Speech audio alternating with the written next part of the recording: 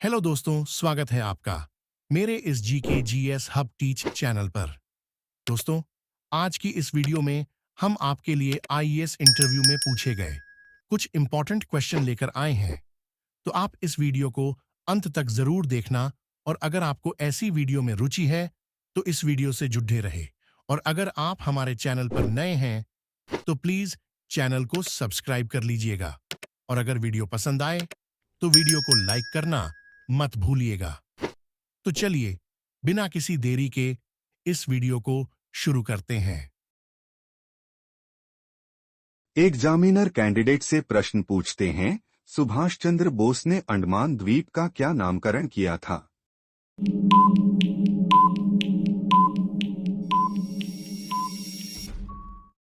तो कैंडिडेट ने कुछ देर सोचकर उस प्रश्न का जवाब दी। सर, शहीद द्वीप। एग्जामिनर कैंडिडेट से अगला प्रश्न पूछते हैं, हॉकी माई लाइफ, यह किस हॉकी के खिलाड़ी की आत्मकथा है?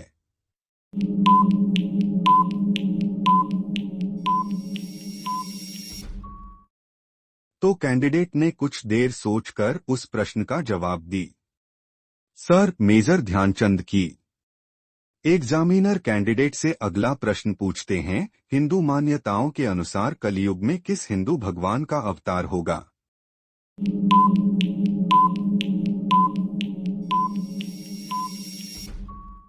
तो कैंडिडेट ने कुछ देर सोचकर उस प्रश्न का जवाब दी।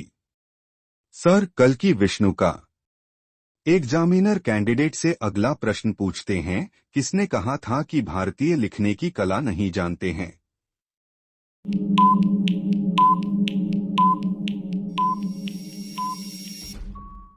तो कैंडिडेट ने कुछ देर सोचकर उस प्रश्न का जवाब दी। सर, मेगास्थनीज ने।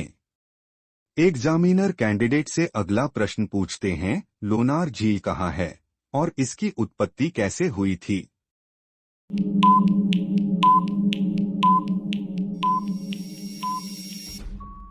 तो कैंडिडेट ने कुछ देर सोचकर उस प्रश्न का जवाब दी।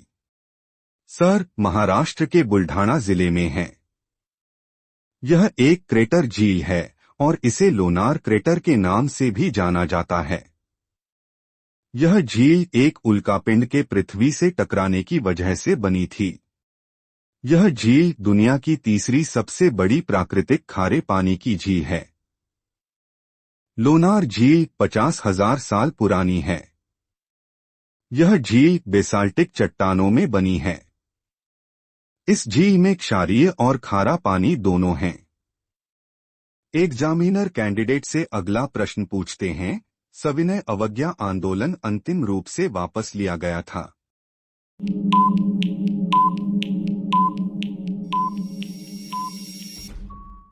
तो कैंडिडेट ने कुछ देर सोचकर उस प्रश्न का जवाब दी। सर, 7 अप्रैल 1934 ईस्वी। एग्जामिनर कैंडिडेट से अगला प्रश्न पूछते हैं, सर्वप्रथम कौन सा ग्रंथ यूरोपीय भाषा में अनुवादित हुआ?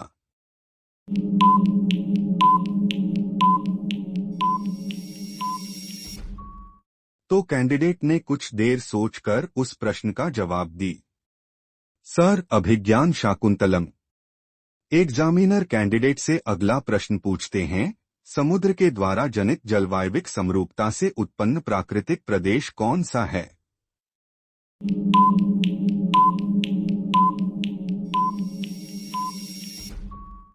तो कैंडिडेट ने कुछ देर सोचकर उस प्रश्न का जवाब दी। सर, सागरीय पश्चिमी तट। एग्जामिनर कैंडिडेट से अगला प्रश्न पूछते हैं, स्टील में कठोरता प्रदान करने के लिए किसकी मात्रा बढ़ाई जाती है?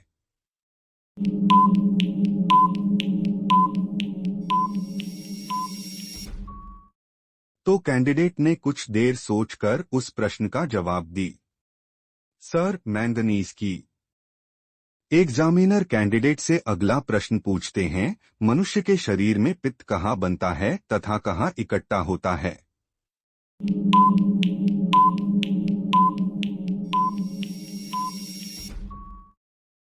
तो कैंडिडेट ने कुछ देर सोचकर उस प्रश्न का जवाब दी।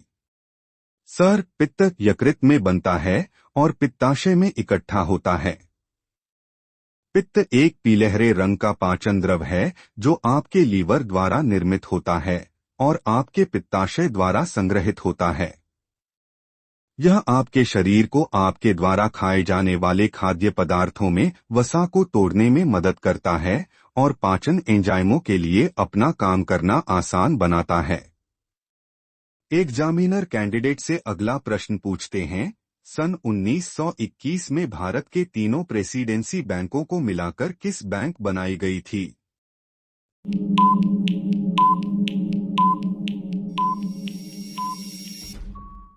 तो कैंडिडेट ने कुछ देर सोचकर उस प्रश्न का जवाब दी।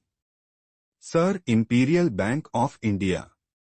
एग्जामिनर कैंडिडेट से अगला प्रश्न पूछते हैं, वयम रक्षामः यानी हम रक्षा करते हैं, ये किसका आदर्श वाक्य है?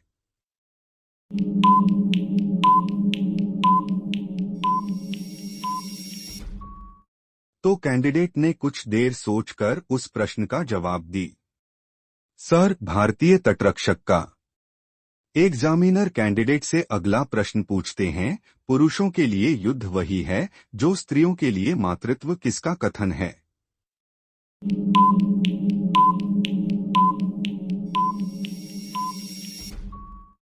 तो कैंडिडेट ने कुछ देर सोचकर उस प्रश्न का जवाब दी।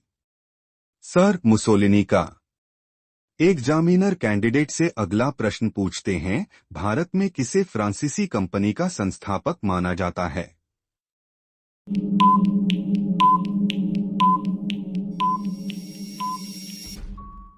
तो कैंडिडेट ने कुछ देर सोचकर उस प्रश्न का जवाब दी। सर, कोलबर्ट को। एग्जामिनर कैंडिडेट से अगला प्रश्न पूछते हैं, भारत का पहला पुस्तक लाइब्रेरी कहाँ बनाया गया था?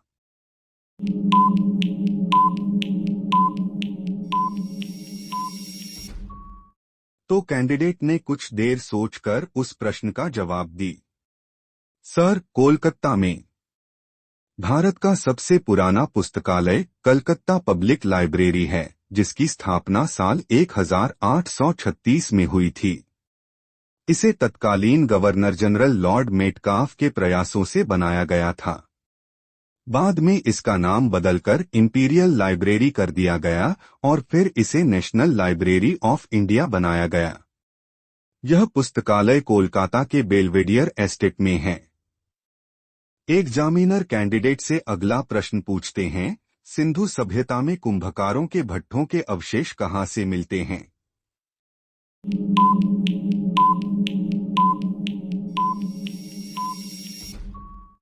तो कैंडिडेट ने कुछ देर सोचकर उस प्रश्न का जवाब दी। सर, मोहनजोदाड़ो में। एग्जामिनर कैंडिडेट से अगला प्रश्न पूछते हैं, स्वतंत्र भारत में कौन सी महिला किसी राज्य की पहली महिला राज्यपाल थी?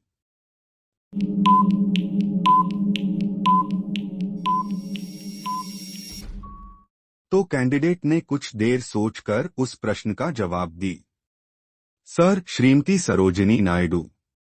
एग्जामिनर कैंडिडेट से अगला प्रश्न पूछते हैं, जहां कानून नहीं है वहां स्वतंत्रता भी नहीं है। यह कथन किसका है?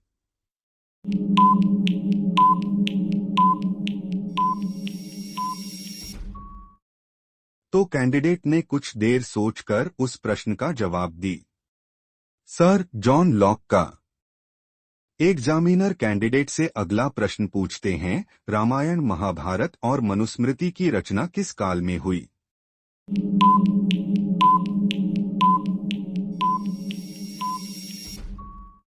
तो कैंडिडेट ने कुछ देर सोचकर उस प्रश्न का जवाब दी। सर, वैदिक और लौकिक साहित्य के संधि काल में। एग्जामिनर कैंडिडेट से अगला प्रश्न पूछते हैं, भारत का पहला टाइगर रिजर्व कौन सा है?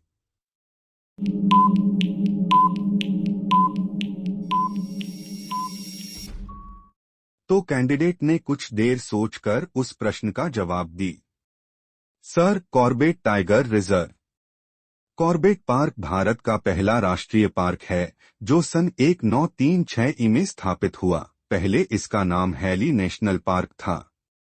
1957 में महान प्रकृतिवादी प्रख्यात संरक्षणवादी स्वर्गीय जिम कॉर्बेट की याद में पार्क को कॉर्बेट नेशनल पार्क के रूप में परिवर्तित किया गया। इसकी दूरी नैनीताल से कालाढूंगी एवं रामनगर होते हुए 118 किलोमीटर है। एग्जामिनर कैंडिडेट से अगला प्रश्न पूछते हैं, सीजरलैंड घाटी एवं वेसर घाटी लौह अयस्क क्षेत्र किस देश में स्थित है?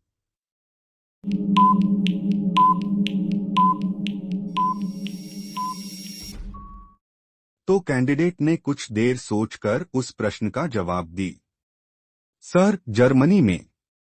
एग्जामिनर कैंडिडेट से अगला प्रश्न पूछते हैं, स्वामी विवेकानंद ने किस मिशन की स्थापना की थी जो आज भी अपना काम कर रही है?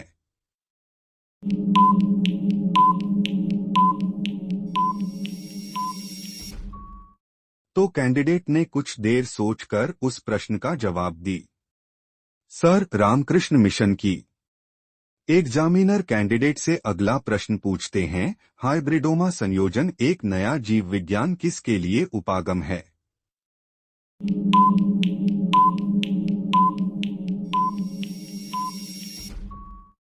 तो कैंडिडेट ने कुछ देर सोचकर उस प्रश्न का जवाब दी।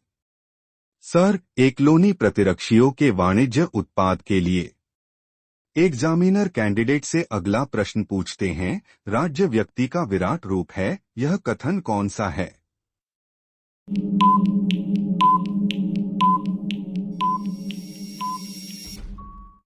तो कैंडिडेट ने कुछ देर सोचकर उस प्रश्न का जवाब दी। सर, प्लेटो का। एग्जामिनर कैंडिडेट से अगला प्रश्न पूछते हैं, भारत को सोने की चिड़िया क्यों कहा जाता था?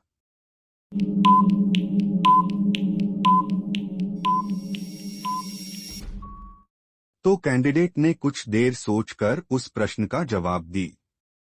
सर, भारत को सोने की चिड़िया इसलिए कहा जाता था क्योंकि यहाँ प्राकृतिक संसाधनों, कीमती पत्थरों और कच्चे माल की भरमार थी, इसलिए भी भारत में धन की बिल्कुल भी कमी नहीं थी। भारत में सोना, चांदी, हीरे और अन्य कीमती पत्थरों का भरपूर भंडार था। इसे सोने की चिड़िया इसलिए कहते थे क्योंकि यहाँ सोना सबसे अधिक मात्रा में था। कहते हैं राजा विक्रमादित्य ने भारत को सबसे पहले सोने की चिड़िया कहा था। मेरे इस वीडियो को देखने के लिए आपका बहुत बहुत धन्यवाद और साथ ही इस GKGS हब टीच चैनल को सब्सक्राइब कर वीडियो को लाइक शेयर करना न भूले। धन्यवाद।